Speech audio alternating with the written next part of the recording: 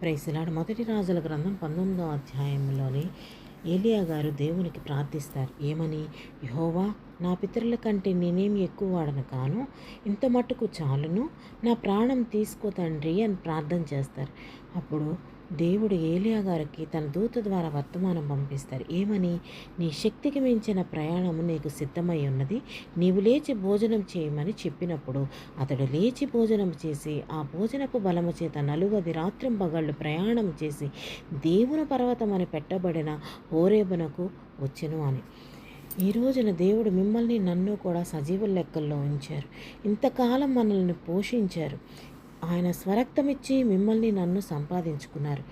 మనము ఆయనకి తగినట్టుగా జీవిస్తున్నామా? ఆయన చెప్పిన మార్గంలో నడుస్తున్నామా? ఆయన సువార్త సేవ చేస్తున్నామా? దేవుని కొండ దగ్గరకు మీరు నేను చేరగలిగామా? మనకి మనం ప్రశ్నించుకుందాము.